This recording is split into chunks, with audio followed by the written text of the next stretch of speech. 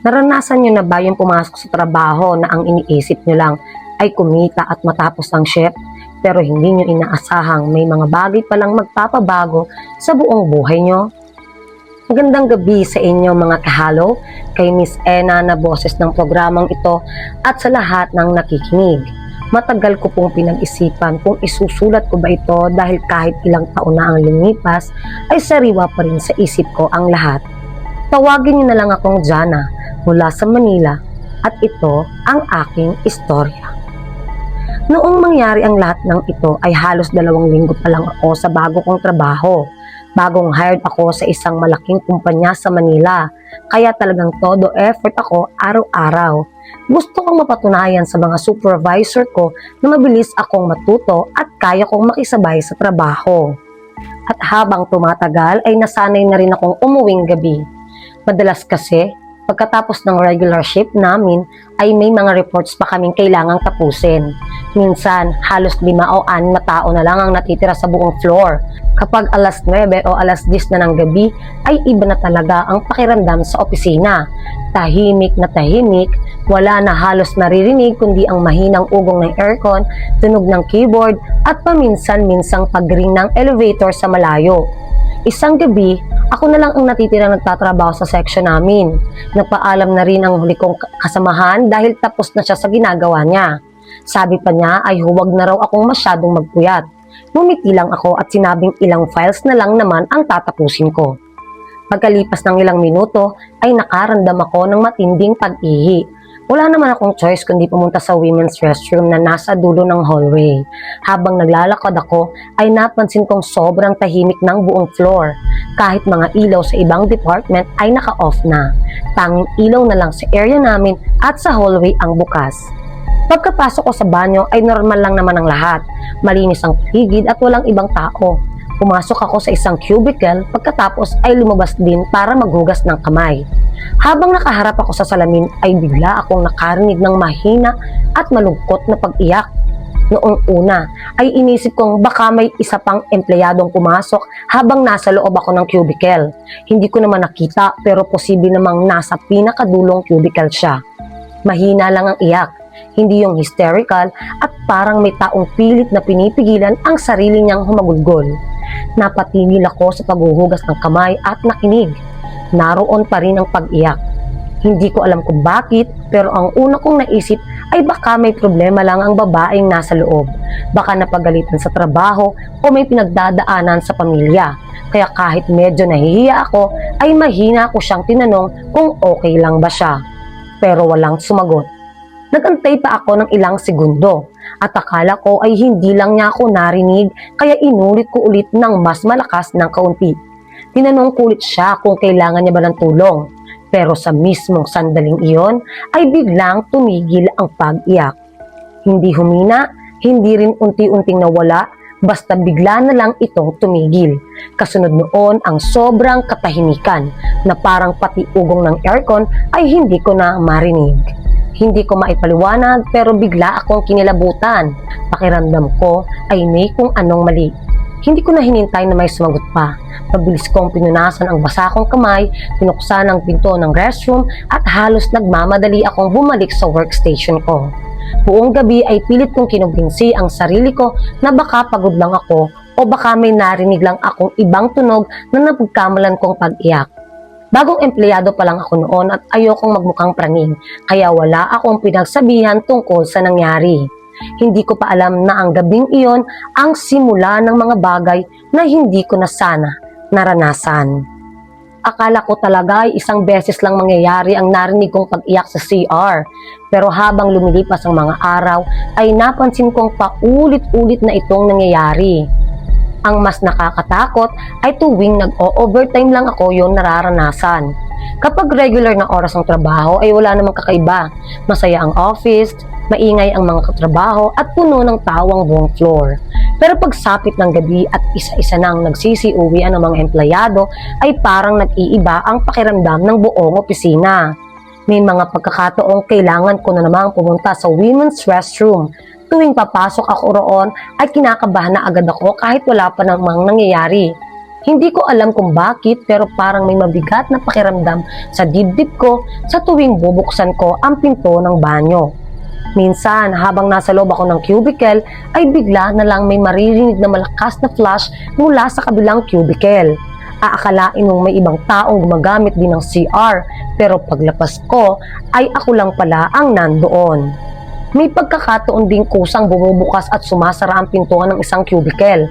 Noong una ay sinisisi ko lang ang hangin o baka luma na ang mga bisagra. Pinipilit kong bigyan ng normal na paliwanag ang lahat ng nararanasan ko. Pero habang tumatagal ay mas dumadami ang mga bagay na hindi ko na maipaliwanag. May mga yabag akong naririnig na parang may naglalakad sa likod ko. Minsan naman ay parang may taong dahan-dahang humihikbi sa pinakadulo ng banyo. Kapag lumilingon ako ay wala namang tao. Hindi ko yan ikinukwento sa mga katrabaho ko. Bukod sa bago pa lang ako ay ayoko ring isipin nilang gumagawa lang ako ng kwento. Baka sabihin pa nilang napraning lang ako dahil sa puyat at overtime. Hanggang sa dumating ang gabing hindi ko makakalimutan. 10:00 na yata noon. Tahimik na naman ang buong floor at ako na lang halos ang natitirang nagtatrabaho. Napilitan na naman akong pumunta sa CR. Pagkapasok ko pa lang ay narinig ko na agad ang pag-iyak. Pero iba yun sa mga nauna. Mas malinaw, mas malakas at parang sobrang lungkot ng umiiyak. Napahinto ako sa may lababo. Hindi na ako makagalaw. Pakiramdam ko ay galing mismo sa pinakadulong cubicle ang tunog. Ilang segundo akong nakatayo roon habang nakikinig at hindi tumitigil ang pag-iyak.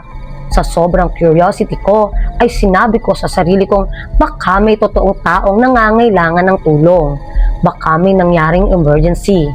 Dahan-dahan akong lumapit sa pinakadulong cubicle. Huminto ako sa harap nito at tumahimik ulit na parang hinihintay talaga akong lumapit. Nag-ipon ako ng lakas ng loob at bahagya akong sumilip sa maliit na pagitan ng pinto at divider ng cubicle. At doon ko nakita, hindi mukha, hindi katawan, kundi isang pares ng maputlang paa, nakalutang at hindi nakatapak sa sahig. Unti-unti itong umiindayog na para bang may katawan itong nakabitin sa itaas.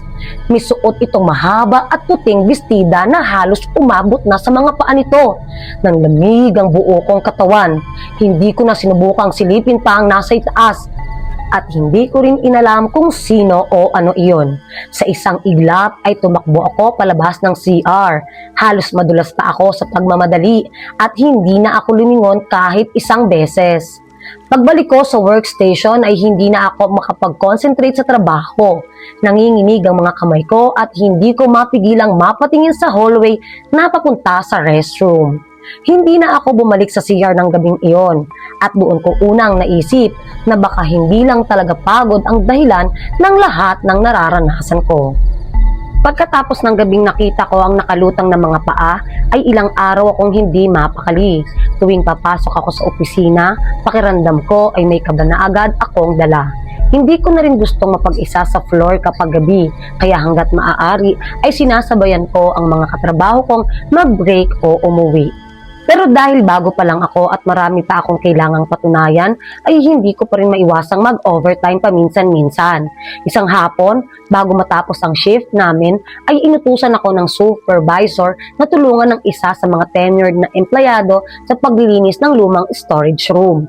Sabi niya, kailangan daw yung ayusin dahil gagawin ng stock room ng department namin.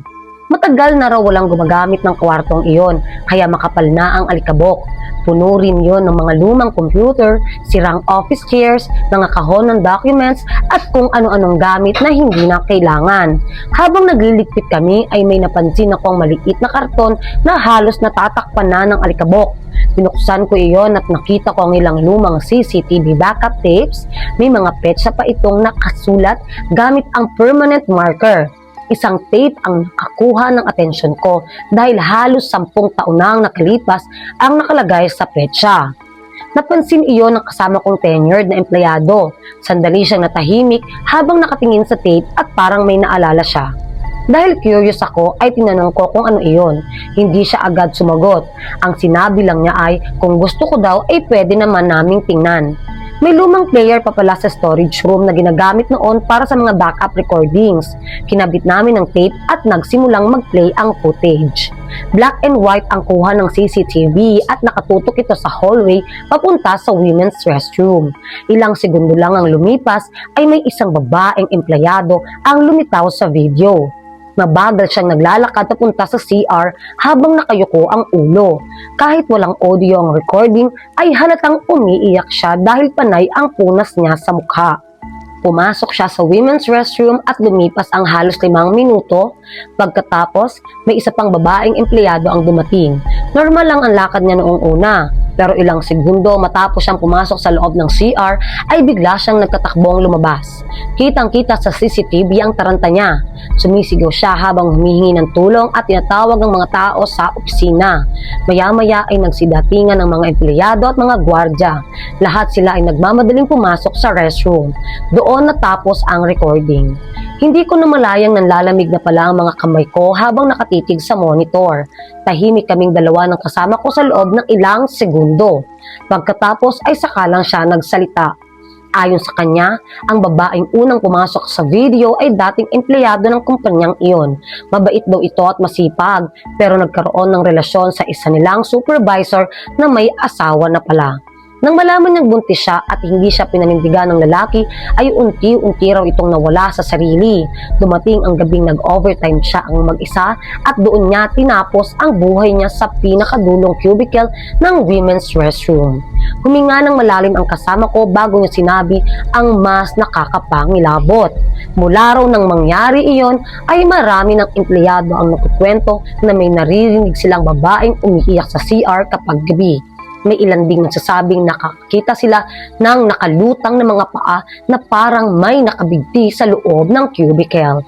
Hindi na ako nagsalita dahil naisip ko na lang na hindi lang pala ako ang nakaranas ng mga bagay na hindi ko maipalawanag sa sarili ko noon. Matapos kong malaman ang totoong nangyari sa babaeng nakita ko sa CCTV recording, ay hindi na talaga ako mapakali. Mas gugustuhin ko pa sanang hindi ko na lang pinanood ang tape na iyon kasi simula nang malaman ko ang kwento niya ay parang mas naging malapit ang presensya niya sa akin. Hindi na lang sa women's restroom nangyayari ang mga kakaibang bagay, pati sa mismong office floor. Pakiramdam ko ay may kasama ako kahit alam kong ako lang ang natitira. Tuwing gabi, habang nakatutok ako sa computer, pakiramdam ko ay may dumadaan sa likod ko. Minsan, parang may aninong mabilis na dumadaan sa gilid ng mata ko. Kapag lilingon naman ako, ay wala namang tao. Kahit ang hallway nakita ko mula sa pwesto ko, ay wala rin kahit sino. Sinabi ko na lang sa sarili ko na baka dala lang iyon ng takot at ng mga nalalaman ko at baka iniisip ko lang ang lahat. Pero isang gabi ay may nangyari na hindi ko na talaga maipaliwanag. Habang gumagawa ko ng report, ay malinaw na malinaw kong narinig ang mahinang pag-iyak ng isang babae. Hindi na yon galing sa CR kasi parang nasa likod ko lang mismo. Unti-unti akong napalingon at halos pigil ng paghinga ko. Pero wala, bakante ang buong office. Ilang segundo pa akong nakatitig sa likod bago ako bumalik sa monitor. Hindi pa man ako nakakabawi ay biglang tumunog ang office telephone sa mesa ko. Nagulat ako dahil lampas 10:00 na noon at wala namang dapat tumawag sa internal line. Dahan-dahan kong inangat ang receiver. Hindi ako agad nagsalita. Naghintay muna ako kung sino ang nasa kabilang linya. Pero walang boses. Sa halip ay mahina at mabagal na pag-iyak lang ang naririnig ko. Parehong-pareho ng pag-iyak ng ilang beses kong narinig sa women's restroom. Parang napakalapit ng boses sa tenga ko. Nanlamig ang buo kong katawan. Hindi ko nahintay pang magsalita. Agad kong ibinaba ang receiver at dali-daling pinatay ang computer ko. Halos hindi ko na naalala kung naisara ko pa ba ng maayos ang mga files ko sa sobrang pagmamadali. Mula noong gabing iyon ay hindi ko na kinayang maiwan mag-isa sa opisina. Hanggat maaari ay sumasabay na lang ako sa pag-uwi ng mga katrabaho ko. At kapag sinasabihan akong mag-overtime ay kung may paraan lang para tumanggi ay ginagawa ko. Alam kong may mga bagay na hindi kayang ipaliwanag ng isip at pakiramdam ko ay isa na roon ang babaeng umiiyak sa CR na yon. Hindi na ako nagdalawang isip pa. Kinabukasan ay gumawa na agad ako ng resignation letter. Kahit naghihinayang ako sa trabaho dahil maayos naman ang kumpanya at mababait ang mga katrabaho ko, ay mas pinili kong unahin ang kapayapaan ng isip ko. Aminado akong matatakutin akong tao. Hindi ko kayang pumasok gabi-gabi na iniisip kung may maririnig o makikita na naman akong hindi maipaliwanag. Nagtanong pa ang supervisor ko kung may problema ba o kung may pwede silang gawin para magbagong isip ko. Ngumiti na lang ako at sinabi kong may personal na dahilan lang. Hindi ko na kinuwento ang tunay na nangyari dahil alam kong mahirap paniwalaan ang mga ganoong karanasan kung hindi ikaw mismo ang nakaranas. Bago tuluyang matapos ang huli kong araw sa opisina, ay dumaan muna ako sa women's restroom. Umaga noon kaya marami pang empleyado sa floor. Hindi na ako nagpunta roon ng mag-isa. May ilang kasamahan akong kasabay pumasok. Tahimik lang akong tumayo sa tapat ng pinakadulong cubicle. Sa isip ko ay ipinagdasal ko ang babaeng nakita ko sa CCTV recording. Sana kung totoo mang nagpaparamdam pa rin siya ay matagpuan na niya ang kapayapaan na matagal na niyang hinahanap. At sana matapos na rin ang sakit na naging dahilan kung bakit natapos ang buhay niya sa ganoong paraan. Pagkalabas ko ng banyo, pakiramdam ko ay gumaan ng kaunti ang dibdib ko. Hindi na ako muling bumalik sa gusaling iyon. Makalipas ng ilang buwan, ay nagkausap kami ng dati kong tenured na katrabaho. Habang nagkikwentuhan kami, ay nabanggit niyang may bagong empleyado raw na madalas mag-overtime. Napabuntong hininga siya bago niya sinabi ang sumunod. Ilang gabi pa lang daw ang lumilipas, ay narinig na rin ng bagong empleyado ang mahinang pag-iyak ng isang babae mula sa pinakadulong cubicle ng women's restroom. Doon ko tuluyang naisip na baka hanggang ngayon ay may isang kaluluwang hindi pa rin makaalis sa lugar kung saan siya huling nasaktan.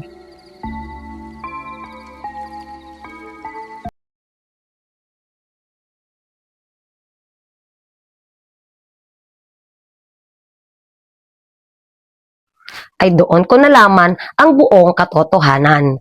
Hindi pala isinilang na aswang si Marco. Ayon sa matanda, ay maraming taon nang nakalipas, may mas mabangis na uri ng aswang na naninirahan sa bundok malapit sa baryo nila. Marami na itong napapatay noon. Para mapigilan iyon, ay isinakripisyo ng ama ni Marco ang buong angkan nila.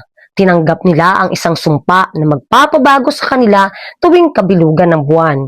Hindi para manakit ng tao, kundi para bantayan ang tunay na mga halimaw. Doon ko rin naintindihan kung bakit maraming taon nang walang nawawalang tao sa baryo nila. Ang mga kinatatakutang aswang pala ang mismong nagpoprotekta sa mga tao habang mahimbing ang tulog ng lahat. Hindi naging madali para sa akin ang tanggapin ng lahat.